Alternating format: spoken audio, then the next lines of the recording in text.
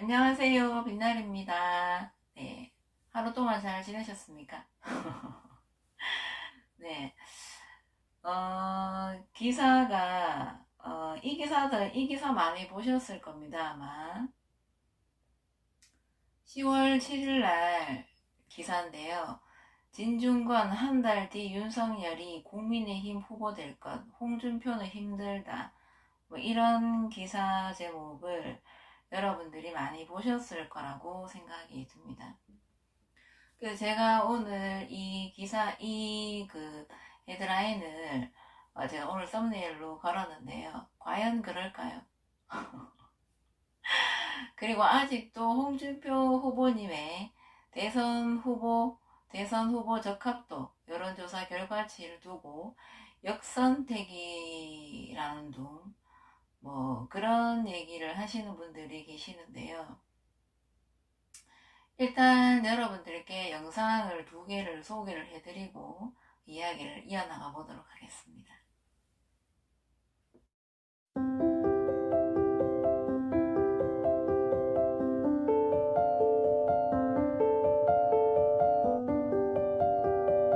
나가서. 네.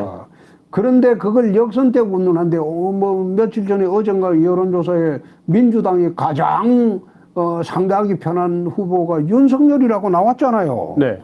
그러면 역선택을 여태 윤석열이를 하는 거지 왜 저를 합니까? 그건 제가 지금 이야기하는 거 우리 당의 가장 취약한 계층의 20, 30대, 40대까지가 네. 제일 취약하잖아요. 네. 우리 당이라는 거 여태 50대 이상 하고 역량 가지고 선거를 한 거 아닙니까? 네. 그렇잖아요. 그래서 저는 그 반대로 쭉 지난 4년 동안 중도층 확장하고 20, 30대, 40대 그 계층을 향해서 소통하고 정책 내고 이러는 바람에 그 사람들이 이제 저한테 오잖아요. 특히 호남 같은 경우에는 저는 호남하고 특이한 인연이 있습니다. 네. 그게 전라북도 내가 가면 내 처가가 전라북도 부안입니다. 예. 그리고 전북 사이로 지금 전라북도에서는 대부분 알려져 있고. 네. 옛날에 국민의당 안철수 후보가 지난 총선 할 때 부인이 그 순천이라는 이유만으로 전라도에서 표몰아 준 적이 있어요. 네. 응? 마찬가지로 지금 전라북도나 이쪽은 저하고는 특이한 인연이 있어요. 네. 전라남도는 광주에 1년 6개월 동안 검사할 때 조직폭력배 잡은 게 그게 전설로 되어 있습니다. 지금 가면. 네. 그 잡을 때 얼마나 힘들게 잡고 얼마나 고통스럽게 잡았는지. 네. 그게 지금 광주의 전설로 남아있기 때문에 광주 그 올드 팬들한테는 그 머릿속에 각인이 나빠가지고 내가 그 광주하고 전북 가서 그 이야기도 했어요. 국민의힘은 싫을 것이다. 네. 5.18을 후예들인데 어떻게 국민의힘을 좋아할 수 있겠나? 지금 민주당 텃밭에서 홍준표 표가 그래도 다수 나오는 거는 역선택이 아니다. 그건 아니죠. 얼마 전에 호남 KBS에서 또 여론조사 방송에서 했을 때 20대 지지율이 제가 40%가 넘었어요. 호남 지역에서. 호남 지역에서만. 네. 그리고 그 이재명 지지율은 23%배 안 됐어요. 네. 같이 붙였는데. 네. 이낙연 지지율은 뭐 10%도 안 됐어요. 같이 붙여서. 그렇죠. 국힘당 내 문제가 아니고. 그게 아니고. 네. 그게 호남의 민심이 변하고 있다 이겁니다. 네. 호남의 민심이 오로지 민주당 민심은 아니다 이 말입니다. 네. 역대 우리 당 출신이 호남에서 지금 10% 가까이 얻은 거는 박근혜하고 이명박 둘밖에 없을 거예요. 네. 10%대 초반을 얻었거든요. 그렇기 때문에 제가 나가면 15%에서 20% 얻을 수 있다고 저는 확신합니다. 그렇게 나요. 호남에서. 그 사람들보다 내가 훨씬 그 거부감이 덜하니까요. 네. 응? 호남에 친밀감이 있고 거부감이 덜하니까. 또 호남 가서 전라북도 가서는 새만금을 홍콩식 개발하겠다고 파격적인 공약을 이야기하고 그게 지금 호남 전체의 논의가 아주 극심하게 되고 있어요. 네. 광주 전남 가서는 호남국제공항을 관문공항으로 만들어서 우리나라 4대 관문공항 정책으로 해서 지역 균형 발전을 하겠다. 네. 그래서 그 관문공항 주변에는 첨단 산업이 들어온다.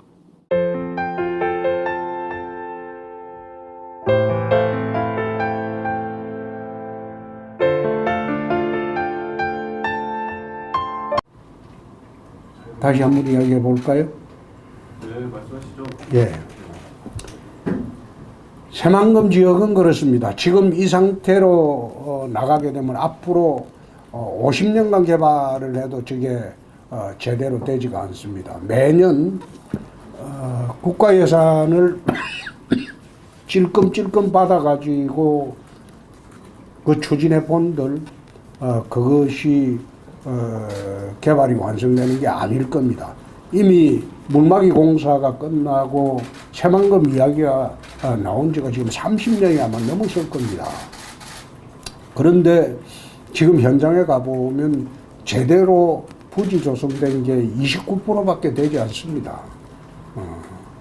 이 상태로 진행을 하면 앞으로 30년을 해도 새만금 지역이 개발이 되지 않습니다.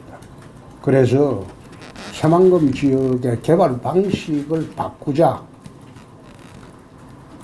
국가가 주도하는 개발 방식이 아니고 민간이 주도하는 개발 방식으로 바꾸자. 홍콩식 개발 방식으로 바꾸자. 중국이 홍콩을 인수하고 난 뒤에 1국 2체제 방식으로 홍콩에 세계적인 자본가들 투자 유치를 했습니다.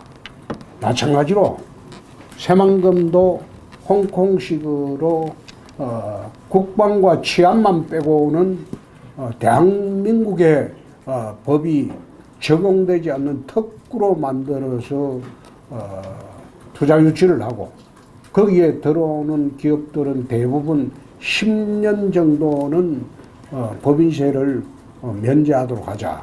그리고 땅을 지금 부지 조성을 하고 있는데 이런 식으로 국가 주도로 하지 말고 민간에게 방조제 공사할 때 들었던 그런 비용 중에 상당 부분을 민간에게 받고 그 사람들이 직접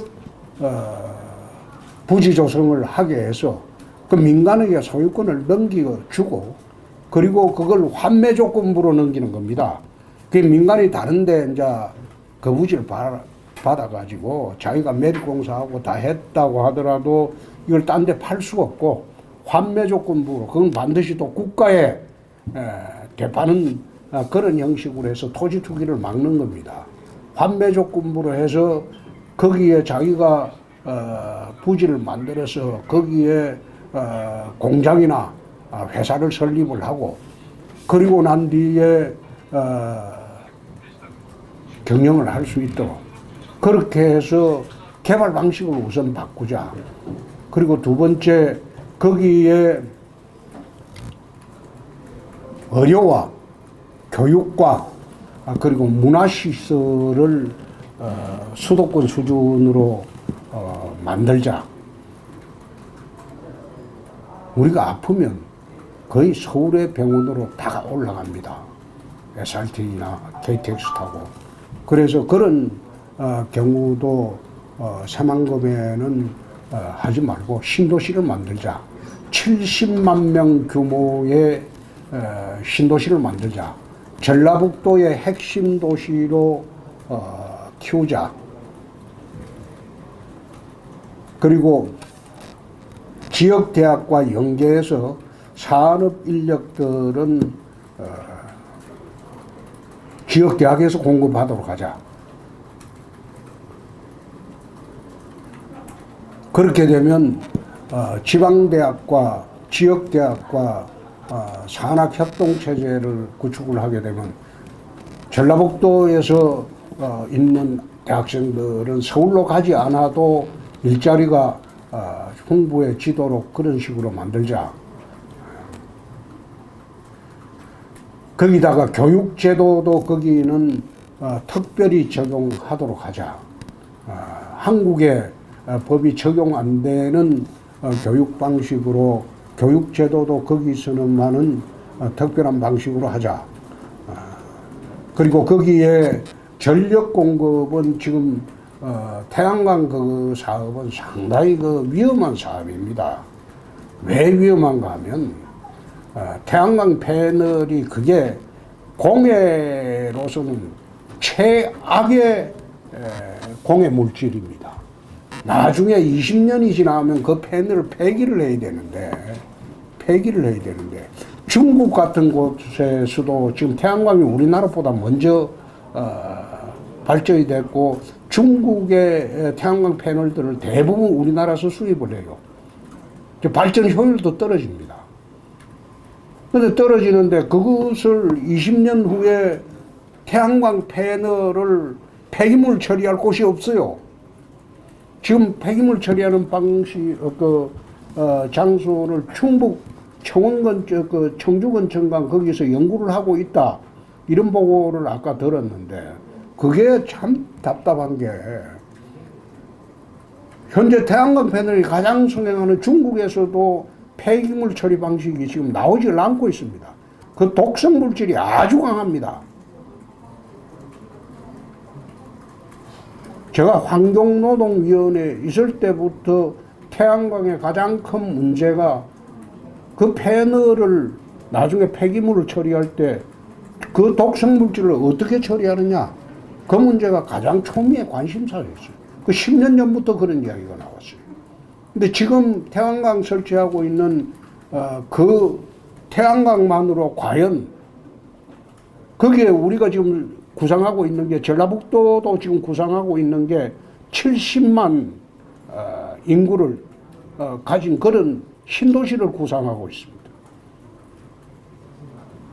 근데 거기에 전기를 다 공급을 할 수 있느냐 이 말이에요. 전기 공급 안 돼요. 그리고 산업단지를 거기에 대규모로 유치하게 되면 그 산업단지에 전기 공급이 되겠느냐? 그건 할 수가 없어요. 그래서 소형 원자력 방식으로, 소형 원자로 방식으로 발전 사업을 하는 것이 맞지, 거기서 태양광 가지고는 곤란하겠다. 나는 해상풍력은 동의를 합니다. 해상풍력은 그것은 동의를 하는데, 해상풍력만으로도 그 주변 일대의 전기 공급은 불가능합니다. 해상풍력은 그 보조수단이에요. 주된 수단이 안 돼요. 그래서 지금 태양광 발전 사업 그거는 폐기하는 것이 옳다.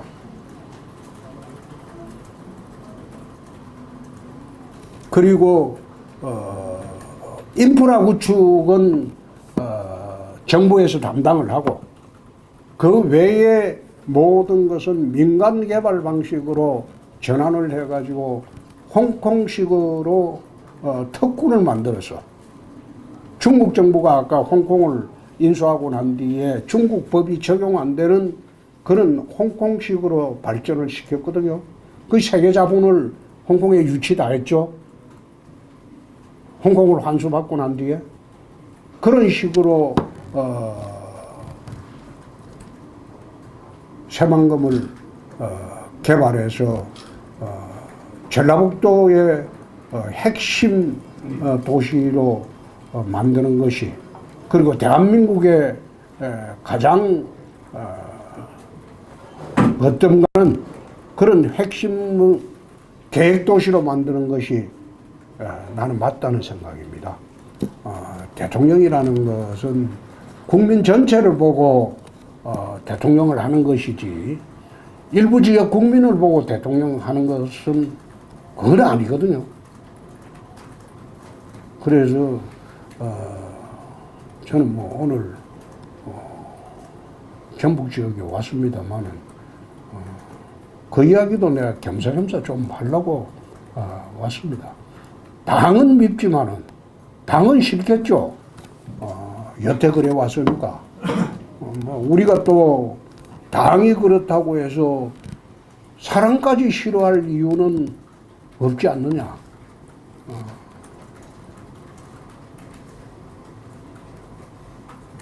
그 말씀 드리러 왔습니다.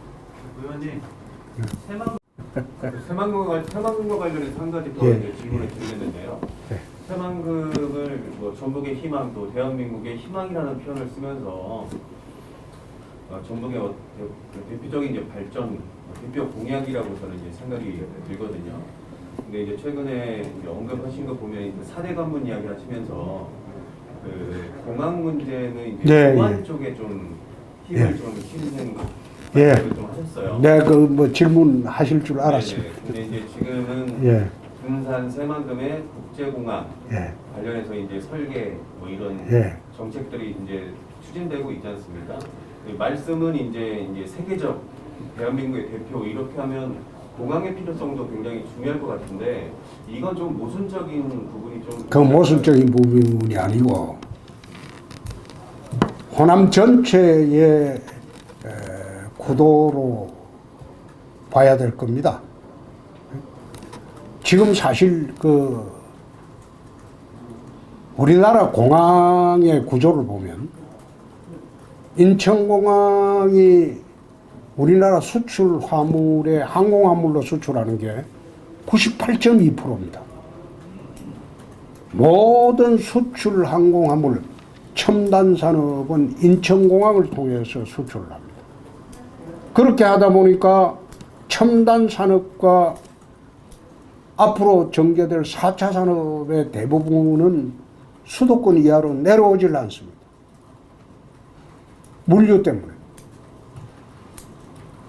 그래서 공항을 저는 60, 70년대의 경제발전의 원동력은 고속도로였어요.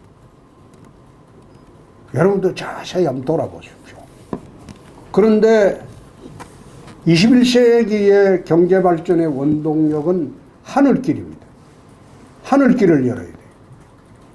그 하늘길이 동남아나 가는 그런 하늘길이 아니고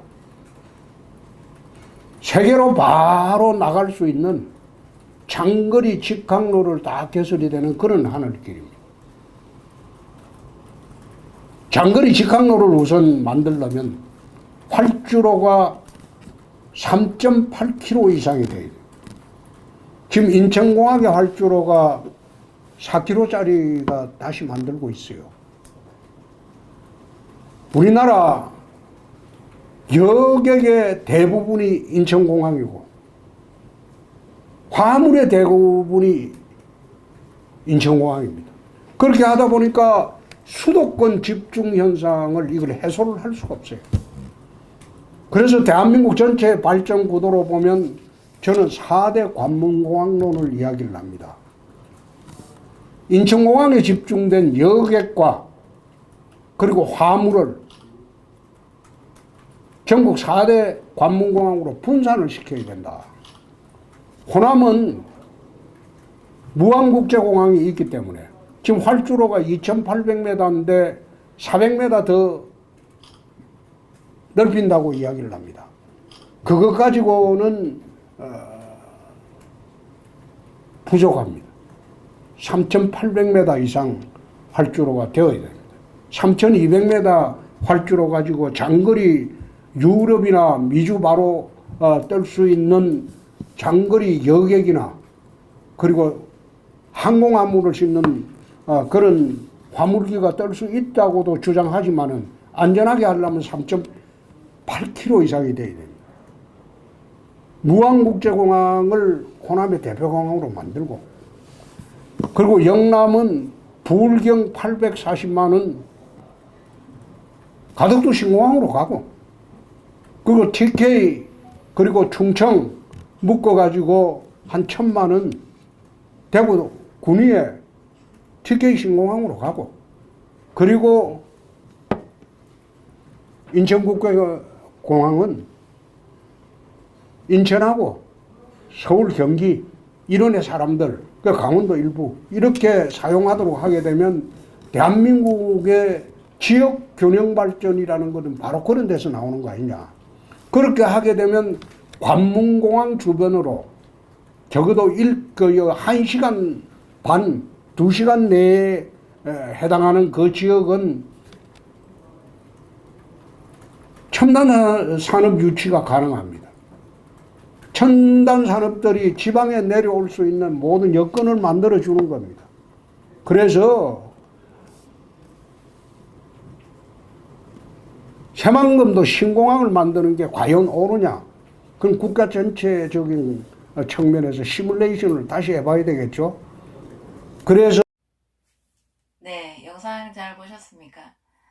자, 영상에서 보셨던 것처럼 홍준표 후보님께서 지난번에 새만금에 가셔가지고 말씀을 하신 내용이시고, 또 팬앤드 마이크에서 정규재 주필님과의 대담을 통해서 전라도에서 홍준표 후보님의 지지율이 높은 이유에 대해서 설명을 하고 계십니다.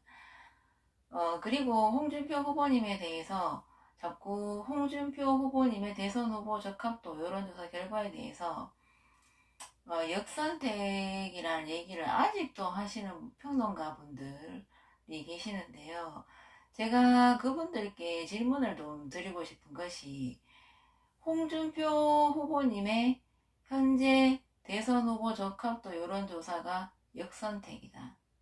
자, 그러면 지난 4월 7일 서울 부산 재보궐선거 결과에 대해서 반박을 해보시기 바랍니다.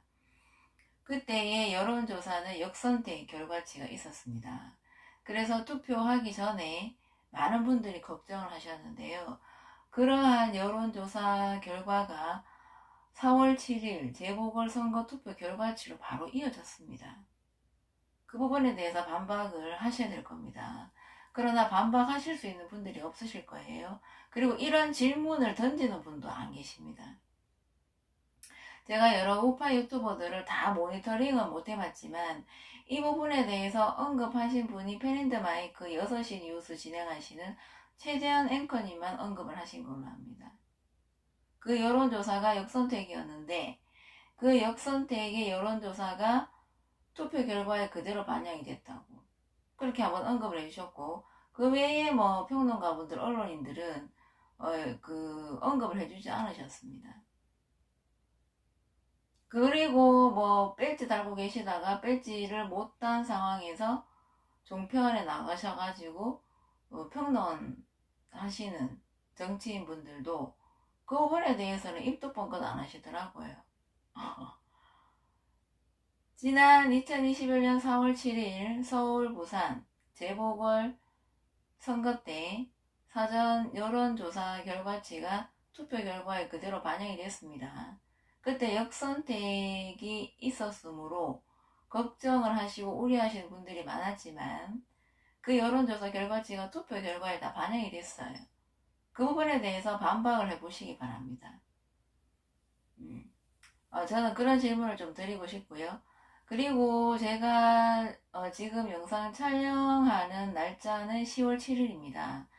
제가 오늘 그 모 대형 유튜버를 봤는데 어떤 정치평론가 분께서 진중권 교수의 발언, 한 달 후에 윤석열이 국민의힘의 후보가 될 것이다. 홍준표는 힘들다. 이 발언에 대해서 이런 얘기를 하시더군요. 저도 홍준표 후보의 여론조사 결과치를 보면 역선택에 대한 부분이 있다고 생각을 합니다. 그리고 진중권 교수의 이 발언, 한 달 뒤 윤석열이 국민의힘 후보 될 것, 이 발언에 대해서도 보름이나 한 달 전쯤이었으면 그 말이 맞을 거라고 그렇게 얘기를 하시더군요. 자, 그러면 지금부터 보름, 한 달 전쯤에 어떠한 상황이 있었는지 제가 여러분들께 영상을 통해서 소개를 해드리도록 하겠습니다. 과연 지금과 많이 달랐을지, 그때 어떤 일이 있었고 여론조사 결과치는 어떠했는지 여러분들께 영상을 통해서 소개를 해드리고 또 이야기를 이어나가도록 하겠습니다.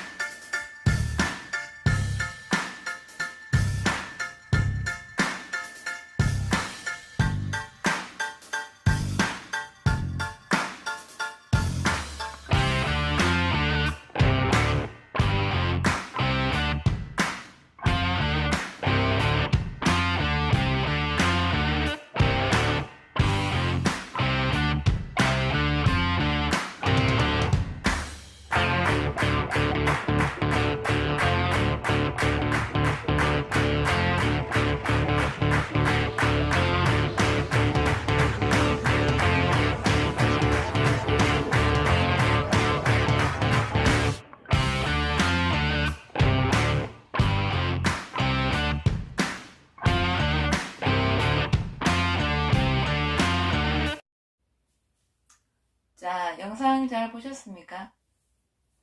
자, 여러분들께서 보신 영상은 홍준표 후보님의 페이스북에 올라온 범야권 대선 후보 갤럽 조사도 있었습니다.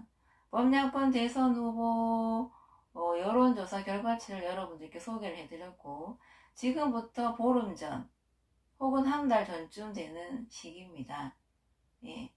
9월 23일이 추석 연휴 끝나고 그 다음날 2차 컷오프를 위한 국민의힘 대선 후보 1차 토론이 있었습니다.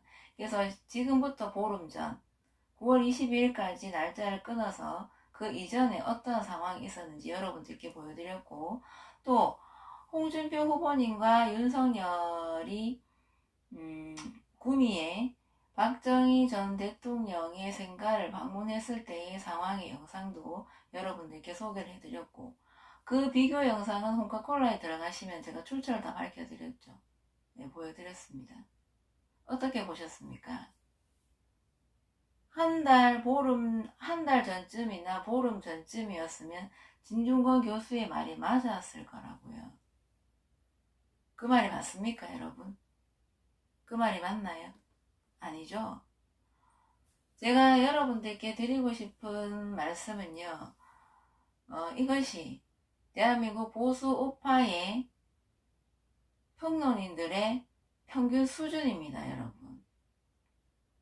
이렇게 평론을 하니까 예전하게 벌써 집에 갔어야 되는 윤석열 후보님께서 아직까지 버티고 있는 거예요. 제가 어제 영상에서도 그렇게 말씀드렸죠. 그죠? 제대로 평론하신 거 아니시죠? 그죠? 대체적으로 평균 수준이 이렇습니다. 그나마 펜앤드 마이크가 정상입니다. 100%라고는 말씀드리지 않겠습니다. 여러분들이 보셔도, 제가 봐도, 야, 저거는 좀 아닌가, 이가. 네, 이런 부분이 있기 때문에. 아니, 평론을 왜 저렇게 하지? 저거는 아니잖아. 우리가 객관적인 데이터를 봐도 그렇게 생각할 수 있는 그런 패널분들이 계시므로 제가 90%라고 말씀을 드렸습니다. 그런데요, 여러분, MBC, KBS, SBS, TV조선, MBN, A채널, JTBC, 그리고 우파의 그 이름만 들으면 다 아는 인지도 높은 대한민국 보수 우파의 주류 언론인들이 운영하는 그 대형 유튜버들, 그죠? 그거 다 종합적으로 했을 때 펜앤드 마이크가 그나마 정상입니다. 그나마 정상이고, 특히 텐텐 뉴스를 진행하시는 정규재 주필님과 또 정군기 교수님이 그나마 저는 정상이라고 생각합니다. 네. 그래서 그 외에는요, 저도 이제 박근혜 대통령 탄핵 정국 때부터 지금까지 우파의 그 주류 언론인들의 평론을 지금까지 이렇게 쭉 들어봐 온 결과, 정상이 아니었고, 그냥 평균 수준이 그냥 이랬습니다. 이러니까 윤석열의 지지율이 아직도 저렇게 이제 그 굳건히 버티고 있는 거예요. 저는 윤석열이 뭐 실력이 있어서 지금까지 저렇게 버티고 있다고 생각을 합니다. 왜? 토론 6번 했는데 장모님, 그죠? 배우자, 뭐 박근혜 대통령 탄핵 전국 때 윤석열이 했던 업보들 그거 다 배제합시다. 다 배제하더라도 우리가 토론하는 가운데 받는 게 있습니다, 여러분. 그죠? 토론하는 가운데 여러분들과 제가 두 눈으로 확인한 게 있어요. 그리고 한 달 15일 전에 상황은 여러분들이 앞에 영상에서 보셨던 것처럼 그렇습니다. 근데 한 달 보름 전만 했더라도 그때쯤만 했더라도 진중권 교수의 말이 맞았을 거라고요. 거기에 동의하십니까? 대한민국 우파의 평론가들, 언론인들 평균 수준입니다, 이게. 제가 왜 이런 말씀을 드리냐 하면은요, 제가 지금부터 드리는 말씀을 꼭 한 번은 드리고 싶었습니다. 지난 박근혜 대통령 탄핵 전국 때 대부분의 그러한 상황을 처음 경험했습니다. 우파의 국민들은. 그래서 나라가 걱정이 돼서 많은 애국 시민들이 서울시청 광장 앞에서 태극기 집회를 계속 이어나가고 있었습니다. 그런 가운데에 여러분들이 이름만 들으면 다 아는 대형 유튜버의 지금은 대표님이 되어 계시지요. 언론인이시자 평론가이시자 우파에서 애국 활동을 아주 왕성하게 하신 그분께서 그때 당시에 이런 얘기를 하셨습니다. 광화문 광장으로 들어가야 돼. 광화문 광장을 우리가 점령해야 된다고 이런 얘기를 누차 하셨거든요. 근데 저도 그때 아무것도 몰랐습니다. 그때 나라가 걱정이 돼서 온 우파 유튜버를 거의 다 봤어요. 잠도 안 자고. 근데 그때 저는 그 얘기를 들으면서 언뜻 살짝 이런 생각을 했었습니다. 아니 서울시청 광장하고 광화문 광장하고 뭐가 달라? 광장은 다 똑같은데. 광화문 광장에 가면 박근혜 대통령의 탄핵을 탄핵을 어떻게든 저지할 수 있나? 이런 생각했었거든요. 근데 막아냈습니까? 못 막아냈죠. 그때 어딜 가서 써야 되냐 하면은요. 그때 전 자유한국당 당사 앞에 가서 써야 됐습니다. 그때부터 그 애국 국민들을 다 데리고 자유한국당, 미래통합당, 그죠? 국민의힘 당사 앞에 가서 이걸 했었어야 됐었어요. 정신 차릴 때까지. 그러면 총선을 그렇게까지 말아먹지도 않았을 겁니다. 황교안이 같은 사람이 당대표가 되지도 않았을 거고요. 제가 그때부터 지금까지 대한민국 우파 언론인들, 여러분들이 이름만 들으면 다 아는 대형 유튜버를 운영하시는, 그리고 나름 시민단체 장님들, 그죠? 그분들 다 유튜브 운영하십니다. 거의 뭐 한 10만 이상 되죠. 그죠? 그분들이 인원동원 할 수 있습니다. 그분들 인원동원 할 수 있어요. 그런데 그렇게 했습니까? 그렇게 단 한 번이라도 했었나요? 하지 않았습니다. 하지 않았습니다. 홍준표 후보님 응원방송에서 그렇게 하면 좋겠다라는 요청을 한번 했었어요. 한 2번 하셨었는데요. 하지 않았습니다. 하지 않았어요. 제가 지금 현재 시점에서 시간을 돌려보고 우리나라 대한민국 보수 우파의 평론인들, 언론인들의 이 평론 수준을 제가 인지하게 되면서 그 전으로 시간을 이렇게 돌려보니까 이거는 대한민국 국민들이 무지해서 그런 게 아니고 이 중간에 있는 바깥 못하는 이 지랄 같은 국회의원들, 그 외의 정치인들, 이 정치인들도 보면 생계형 평론가들이 좀 많습니다. 그리고 우파의 이 평론하신다라는 평론가분들, 이런 분들이 국민들한테 제대로 된 정보를 전달하지 않았기 때문이구나, 그런 생각을 하게 됐습니다. 그래서 저는 홍준표 후보님에 대해서 대선 후보 적합도, 홍준표 후보님의 대선 후보 적합도 조사 결과치에 대해서 역선택이라는 도, 진중권 교수님처럼 윤석열이 한 달 뒤에 윤석열이 국민의힘의 후보가 될 것이라는 도, 이렇게 얘기하시는 분들께 저는 질문을 드리고 싶고, 이 영상을 보시게 될 일은 거의 없겠지만 저는 반박을 한번 해보시라는 질문을 드리고 싶고요. 또 하나는 뭐냐 하면요, 저는 이제 박근혜 대통령 탄핵 전국 이전에는 진중권이라는 사람을 잘 몰랐습니다. 진중권 교수라는 사람을 저는 얼마 전부터 몇 달 전에 이제 인지를 하게 됐는데요. 근데 제가 보기에 진중권 교수님이 그렇게 대단한 사람이라고 생각지 않습니다. 저는 팬앤드 마이크를 즐겨보는데요. 팬앤드 마이크에서 진중권 교수님 얘기 나오면 잘 듣지 않습니다. 그분 하시는 얘기를 제가 이렇게 몇 번 들어보니까 대부분 뻘소리가 대부분이시더라고요. 근데 진중권 교수라는 사람의 말 한마디에 우파가 한 번씩 좀 흔들리는 모습을 보면 저는 참 안타깝다는 생각이 듭니다. 왜 진중권 교수의 말에 우파가 이렇게 귀를 쫑긋쫑긋 해야 되나요? 제가 홍준표 후보님하고 진중권 교수님 그 대담을 하실 때에도 좀 진중권 교수님의 질문을 제가 이제 들으면서 참 많이 답답했습니다. 정말 저런 질문을 하실 때에 정말 뭐 잘 몰라서 하시는 게 맞나, 그런 의문이 저는 솔직히 생겼었습니다. 그런 의문이 솔직히 생겼었습니다. 네. 그래서 그런 말씀을 좀 드리고 싶었고, 홍준표 후보님의 대선 후보 적합도 지지율 조사에 대해서 아직도 역선택이라고 억지 부리시는 분들은 저는 억지라고 생각합니다. 대한민국은 제가 지난번에도 말씀드렸지만 남북으로 분단된 거는 기본이고, 대한민국도 코로나에 대해서 아직도 제가요 손에 비닐장갑 끼고 다니시는 분을 봤어요.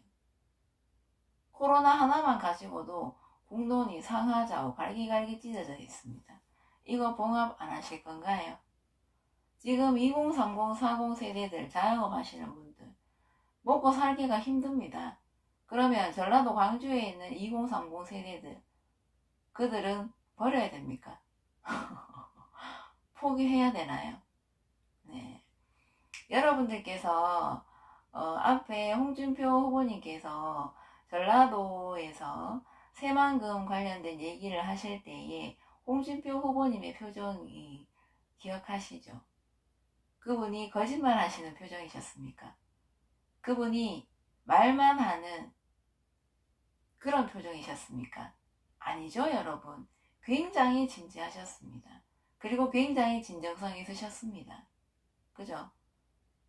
그래서 저는 혹시라도 제가 구독자 정말 조금밖에 안 되고요, 조회수도 정말 조금 뿅아리 눈물만큼밖에 안 나오지만 혹시라도 이 영상을 지나가다가 역선택 타령을 아직도 억지 부리듯이 하시는 분들은 이 영상을 보시고 반박을 한번 해봐 주시기를, 그 반박하시는 댓글을 이 영상 밑에 댓글로 좀 남겨주시기를 저는 꼭 부탁을 드리고 싶습니다. 네, 제 얘기는 여기까지 하겠습니다. 제 영상에 혹시라도 동의가 되시면 구독, 좋아요 꼭 부탁드리겠습니다. 감사합니다. 안녕.